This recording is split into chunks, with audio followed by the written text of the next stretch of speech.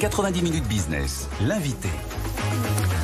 Eh bien non, aujourd'hui, ce sont deux invités qui sont avec nous. Lisa Verdiani, fondatrice de l'agence Cantaran, c'est de la production audiovisuelle. Bonjour Lisa. Et Alice Auclair, fondatrice de Moi Commercial. Jamais, on a envie de le dire comme ça, hein, jamais. C'est du conseil en stratégie et communication. Et vous avez donc réalisé toutes les deux un documentaire, ça s'appelle Le Bon Sens. Un documentaire, vous avez finalement suivi des entrepreneurs, des entrepreneuses.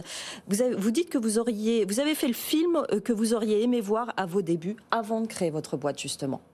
C'est ça, Lisa ? Oui, c'est ça. C'est-à-dire que c'est un film, en fait, qui va retracer la route d'une série d'entrepreneurs, d'un groupe d'entrepreneurs. Ils sont une douzaine, mais on en a suivi plus particulièrement 6. Et en fait, ils vont nous parler sans phare, sans timidité, sans pudeur, mais même tout simplement de leur parcours d'entrepreneurs, de leur chemin semé d'embûches, de leurs peurs, de tous leurs blocages, de tout ce qui fait que la vie d'entrepreneur, c'est des hauts, c'est des bas. Il y a des profils différents, des entreprises de pompes funèbres, de fleurs, de coiffures, de la vente de voitures de collection, entreprise de massage, un illustrateur poète, une architecte. Ce sont principalement des petites entreprises. Est-ce qu'ils ont certains ont des salariés, hein? Alors oui, il y en a qui ont des salariés, en effet, mais en fait, nous, on voulait un film qui nous ressemble. En fait, la vraie vie des entrepreneurs. Et on lisait, il y a 99,9% en fait, d'entreprises qui sont juste des TPE, PME. Et donc 96% où c'est les auto-entrepreneurs. Et c'est vrai que c'est pas très, très sexy, souvent. On les voit pas forcément. C'est pas des levées de fonds de fou, c'est pas des croissances exponentielles. Non, c'est juste en fait notre vraie vie et notre tissu entrepreneur. On avait envie de le mettre sur écran. Et ce qui est intéressant, c'est la transition entre le salariat et la vie de l'entrepreneur. Il y a cette notion d'indépendance qui est capitale dans la décision qu'ils ont prise dernièrement. La solitude, évidemment, c'est ça. Il y a presque pas un dégoût, mais vraiment, on a voulu sortir du salariat quand même, Lisa. Oui, il y a en fait et on l'a vécu, nous, dans nos propres entreprises, on a un très fort...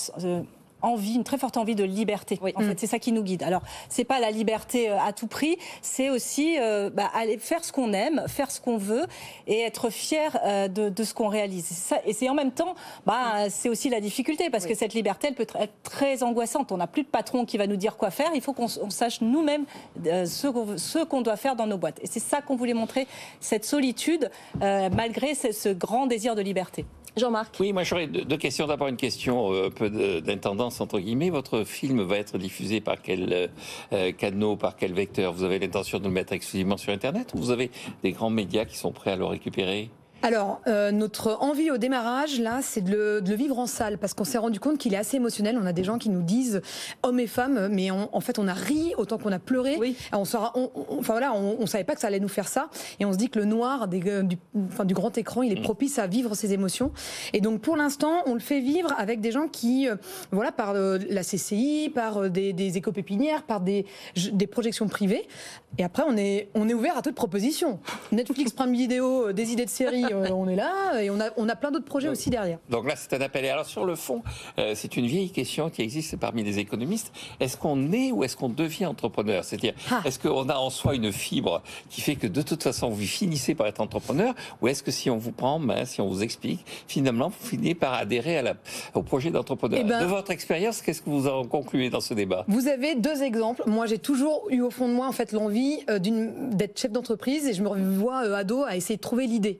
Et puis, c'était au fond de moi. Elisa, elle, c'est l'inverse. Moi, pas du tout. J'ai fait 15 ans de salariat. J'ai travaillé à la télé. J'étais bien protégée avec tout ce qu'on peut trouver de rassurant dans la télé. Mais moi, j'avais le sentiment. Et j'avais pas du tout l'idée qu'un jour j'aurais ma boîte. C'est venu très tard. Donc, moi, je dirais qu'on l'a pas forcément au fond de soi ou pas. Enfin, voilà. Il n'y a pas un ADN de l'entrepreneur. On peut devenir entrepreneur si on découvre certaines réalités. Il y a un ADN pour durer d'entrepreneur, en fait, justement de résilience, moi je vois, j'ai des fois des profils où la personne parle très bien, son projet il est super, tu te dis sur le papier elle a tout pour réussir, et puis il y a des gens qui sont plus timides, qui ont du mal à parler ou aller à rentrer en lien avec des gens, et finalement un an après, je suis prête à parier, c'est pas forcément celui qu'on croit qui va durer. Et ça, il y a cet ADN là j'arrive à me remettre en question et je lâche pas parce que ça vibre en moi. Il fait du bien ce film, parce qu'il parle du déclic, il parle de la solitude, il parle du problème de l'argent, il parle du syndrome de l'imposteur aussi, il parle de la décision pour laquelle on s'est lancé penser finalement un des aspects importants et qui dure pendant tout le film. C'est cette solitude, c'est aussi ce besoin d'être accompagné, ce que les entrepreneurs que vous avez filmés ne font pas en fait. Et ils sont tous très seuls et ils ont dû se pousser à un moment pour découvrir qu'il fallait se faire aider en quelque sorte. Ah ouais, exactement. Finalement, on est à la fois, on a l'impression d'être entouré parce qu'on a notre entourage qui a une grosse partie, les parents, les enfants, les conjoints, ça c'est quelque chose qui est important. Mais finalement, on est tout seul dans notre décision d'investir ou pas, de prioriser telle décision ou pas. Et c'est là où on leur dit, créez votre écosystème à vous. Il y a beaucoup de réseaux d'entrepreneurs qui existent, c'est très bien, mais vous pouvez aussi vous créer juste on a besoin de revenir avec des collègues entrepreneurs pour parler de nos sujets à nous et notre conjoint ou conjointe. En fait, c'est peut-être pas forcément à eux de prendre ce pas-là. Toute dernière question, Lisa. Il y a beaucoup de femmes. On entend beaucoup de femmes dans ce documentaire. Est-ce qu'on a une vision différente de l'entrepreneuriat quand on en est une ? Alors, moi, je crois pas. Je pense que toutes ces émotions par lesquelles on passe, c'est des émotions universelles, donc on passe tous. Et le syndrome de l'imposteur, c'est pas réservé aux femmes. C'est vrai. Et d'ailleurs, on nous l'a dit en salle, parce que moi, je disais, je travaillerais bien sur cette problématique féministe. Enfin, en tout cas, entrepreneuriat au féminin.